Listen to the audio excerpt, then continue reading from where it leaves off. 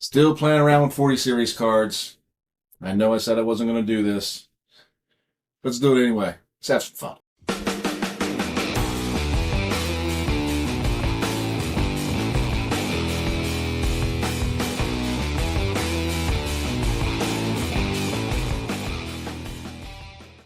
Welcome back to another episode, Chadrick's Tech. I hope you're having a great day. If this video has been somewhat popular, I've repadded and pasted the 4080 Super that I've recently acquired on the channel.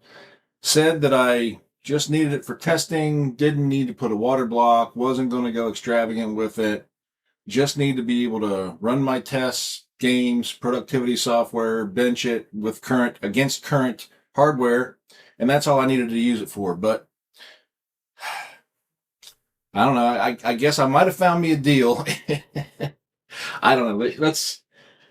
If you're, this card runs good as it is with new pad, new paste.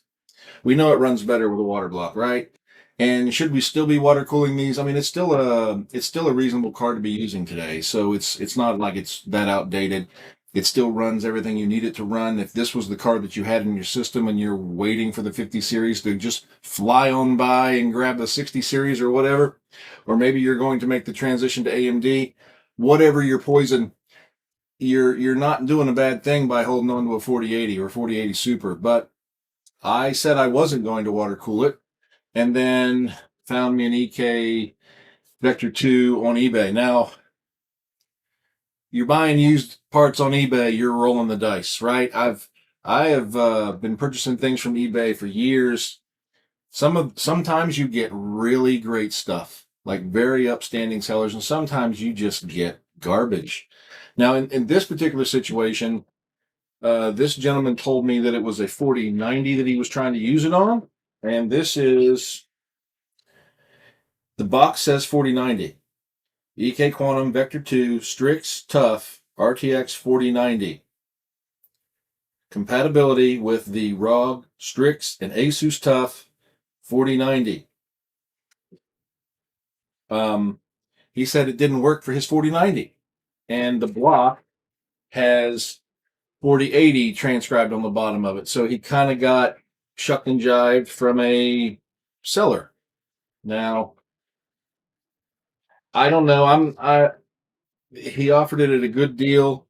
I'm taking the gamble, obviously, and seeing if we can't put this to use. Um,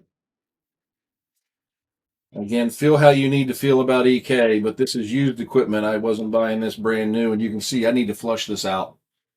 I've not even opened this up yet. We're doing it on camera together. So oh, no, I don't need hardware. It says Vector 2 Strix / Tough RTX 4080. So I'm not sure why the previous owner that sold it to me didn't just say, hey, you lied to me and send this back, or maybe there's cross compatibility, and I don't know. But what I do know is that I think 4080 and the 4080 Super should use the same block. I hope. We're about to find out together. So I'm going to take some time, put this together. What I think I might do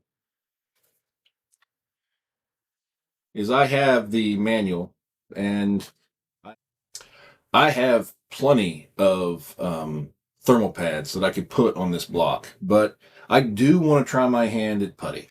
And if there are some variances or differences that maybe we're worried about contact or whatever, I'm thinking that this might actually work better with putty. And I just put together my 5090, and I decided to not use the Putty Pro that I purchased, even though I was cleaning up a Gigabyte card and they used their version of Putty, and it was a mess. And so, but I went with the Alpha Cool pads that came with their block. The thing runs great. There's no reason to take that thing apart for quite some time.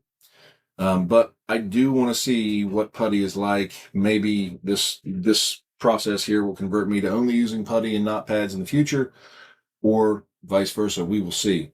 But limited experience with putty, but by its premise, it really should cool better, because you have to press it down in between all the components, where you would just be laying the pad right on top of the component and hoping that the heat transfers straight out the top. Well, we know there's heat out the side too. So that heat doesn't transfer as easily as what's directly in contact. And so you're actually confining that heat, and in theory, not eliminating the heat around the component as efficiently as perhaps a putty, where you actually pack it in between the gaps. And then when you put the correct thickness on top, then it all communicates and can hopefully remove the heat more efficiently than just the pad. Now I think that's the premise behind Putty, and we're about to try it for myself here. So hang with me.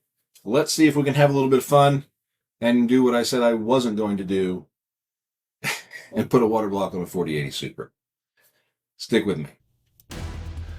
Okay, let's walk you through the installation of this water block. I'm not going to be a step-by-step, really. What I'm doing is, since I've done this before, I'm going to go ahead and take this apart and refer to the other videos that took this card in greater detail. I'm really interested in showing you that we have good contact here, and that the pad and paste with the OEM cooler actually worked really well. And I'm going to show that in terms of this performance and thermal data. But we also do need to make sure that we get the right types of pad or paste or putty in the location we're putting on this water block. So when you're working with putty, from what I've understood, is you need to press it down in between the memory modules and the other components where you're going to place the thermal pads. Instead of using pads, using putty, get it down into the creases, crevices. That way you can communicate with what's laying on top to get good heat transfer. I think that's where the benefit comes here. Now you really need to be careful, because you're not trying to mess up any of the components or pull something loose. So I'm being very gentle, but this is my very first time of trying to put putty onto a GPU, and was hoping that it was going to go well. But there's some things I like about the idea that it will communicate heat hopefully better than what a thermal pad does. I like that, but now it's time to put the putty on top like a thermal pad. So I tried to roll it out into these shapes and anticipate how many millimeters thickness I would need, and then when it would compress, it would cover the entire module. But it really was impossible to work with, and it would stick to my gloves more than it stuck to the components. And when I was trying to pick it up and lay it across components, it would stretch in certain places not evenly, so it would thin out. And I found it very frustrating to work with, obviously. And this wasn't really the first opinion I wanted to have of this, because I was really hopeful that this was going to replace every time I was going to pad and paste something, I was going to be using putty. Just didn't seem to work out. So what I found myself doing was, just instead of making pill balls or trying to make it look nice and neat and pretty, you just smother it on top of the component that you're trying to cover. And that's not the neat look I was really going after. But I quickly realized, because I've really cut this down a lot. I was working with it and working with it and working with it and getting frustrated. And at this point, it was like, well, I'm going to show you that, I wasn't going to pretend that, this really went swimmingly well and it ended up looking perfect. No, this is what it looks like. It looks like an absolute disastrous mess. And it's sticking to the glove more than sticking to the components right there. And then you're like, well, how much do I press down? Because I have to have a 1 millimeter thick pad. And, you're left with what you got. So then you have to put it on like the memory modules and the VRMs. And you're going to realize that I got it too far over, close to the I/O panel. It's just, I don't know. The instructions look like I was supposed to go that far, but then I look again and it's like, no, I went too far. All right, nonetheless, let's go ahead and put the paste on. And when I work with the paste on there, it's the Duranot. It takes some time. I'm getting used to working this product and getting a little easier at spreading it. But you know, when you flip the board over and you're putting it down in place, it wiggles a lot more because everything's sort of mush. Like it's you don't want to over compress it because you need a certain level of thickness. But I also wanted to make sure I had good even press. There are 7 screws to put together. Now, when you're putting on the backplate, there was no way I was using putty. I was getting all my washers lined up here. I used the thermal pads that came with it, just because they were readily available in the kit that I opened up from the guy. And I realized that EK does have those blue pads, and that's what I was used to seeing. And of course, that's all you get. You get the strips. You got to cut it out, take the plastic off both sides, and that's okay. I mean, it works fine. And then here I'm doing a light press to sort of squeeze everything, and then that way it takes some of the pressure off the threads, and you get the card all cinched up. So it looks the part, and there's that blemish on the back panel. The seller was very open with what I was going to get. Tried to rinse it a little bit, but not too concerned about it. It didn't look like it leaked. That's all I really was caring about. Like I'll run some product through here and then flush it maybe a couple times if I need to.